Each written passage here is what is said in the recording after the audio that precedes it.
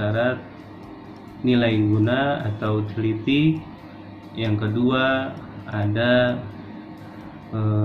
yang kedua itu kenyamanan ya, atau disebut dengan comfortable. Yang ketiga keluasan ya, atau keserasian antara wujud bentuk ya, harus serasi atau disebut keluasan itu disebut dengan flexibility.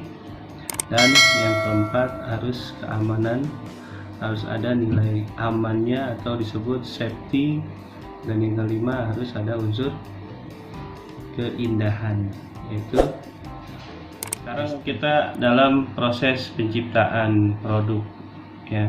Kemarin mungkin teman-teman praktek yang kemarin itu TDA, nah itu harus ada prosesnya. Proses penciptaan produk itu yang pertama ya, itu harus tentukan dulu bahan apa dan jenis kerajinan apa yang mau kita buat gitu kan. Terus yang kedua ide itu kita cari, atau sumber kita cari dari berbagai mana nih sumbernya gitu kan. Jadi teman-teman jangan fokus satu sumber. Kalau misalnya ada sumber yang lain silakan cari gitu kan. Udah ada handphone, tinggal klik aja di Google gitu, bagaimana cara bikin praktek kerajinan TDA yang baik dan benar kayak gitu ya. Mungkin nanti ketika sudah praktek yang pertama, nah praktek yang kedua itu ide dari teman-teman ya, ide dari teman-teman mau praktek apa nih gitu kan. Makanya pas di pertemuan ketiga saya kasih mau ide apa kamu mau praktek. Nah itu nanti kamu tuangkan di praktek yang kedua ya teman-teman. Jika sudah punya ide, yang ketiga itu untuk proses penciptaan produk harus buat sketsa atau gambaran seperti apa kerajinan yang akan kamu buat. Jangan sampai nanti asal-asalan gitu kan, asal-asalan nanti ujung-ujungnya nggak punya nilai guna kerajinan tersebut kayak gitu. Terus yang keempat itu tentukan sebuah karya kerajinan yang terbaik ya.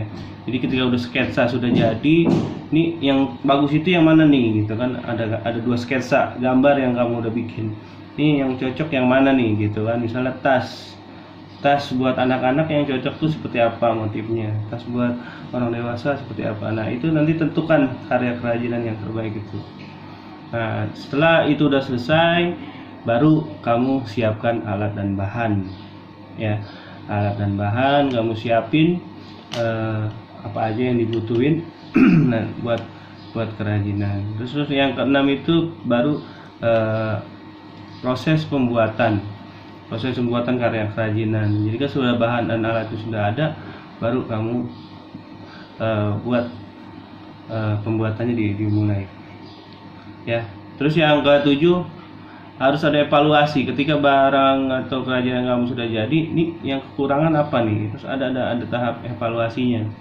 Nah dari evaluasi itu baru direvisi dari kerajinan yang pertama ya. Setelah itu balik lagi baru ke temukan jenis dan bahan. Jadi ketika ada revisi, oh ini ada yang kurang nih, besok ketika produk lagi seri A, pertama seri A, yang seri B ini kita harus lebih bagus lagi dari seri A kayak gitu kan. Handphone aja kan berubah-berubah. Karena apa? Karena di setiap habis peluncuran dia direvisi, mana yang kurang, mana yang harus diperbaiki, mana yang harus dihilangkan kayak gitu kan.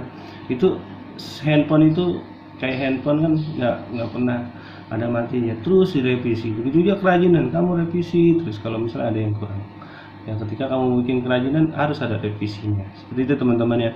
Jadi untuk prosesnya seperti itu, proses untuk kerajinan. Dan juga nanti setelah udah jadi kerajinan baru semuanya dikemas sesuai dengan bentuk dan ukurannya. Ini kalau bentuknya kayak gini berarti kemasannya seperti apa kayak gitu. Jadi jangan sampai kemasan itu lebih kecil dari barang kerajinannya kayak gitu kan. Lucu ya kan, barang kerajinannya gede sedangkan kemasannya kecil kayak gitu ya, lucu. Kecuali kalau kerajinannya itu fleksibel gitu kan, fleksibel dalam artian bisa dilengkup. Tapi kalau kaku kayak asbak nih, kayak ini kan kerajinan juga nih teman-teman. Nah ini kerajinan, ini beberapa kerajinan yang saya simpan karena emang karyanya bagus gitu kan, dan buat nanti buat sebagai ide gagasan buat teman-teman kayak gitu. Oke teman-teman, itu mengenai proses penciptaan dan bikin kerajinan kemarin praktek baju nih. Baju kayaknya kemasannya seperti apa nih gitu kan. Kemasan itu kan ada yang bisa dari plastik, ada yang bisa dari kayu, bisa dari serat kayak gitu kan. Kebanyakan kan pakai yang dari itu, dari alam gitu kan. Cuma untuk kemasan itu nanti ada kekurangan dan kelebihannya. Kalau misalnya dari alam kan biasanya cepat busuk gitu kan, nggak kuat lama gitu. Tapi kalau yang buatan itu biasanya kemasannya bisa bertahan lama kayak gitu. Biasanya kalau yang buatan itu biasanya buat dikirim-kirim ke luar negeri itu dikemasnya lebih rapi kayak gitu. Nggak mungkin dari alam. Kalau dari alam pasti nggak kuat.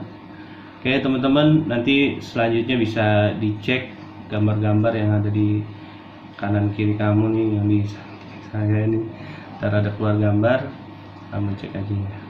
Oke, terima kasih, jaga kesehatannya teman-teman, tetap semangat, mudah-mudahan COVID cepat berlalu dan kita bisa bertatap muka dan bisa merasakan aroma untuk di SMP Gelora ini. Kurang lebihnya mohon maaf. Billahi taufiq wal hidayah. Assalamualaikum warahmatullahi wabarakatuh.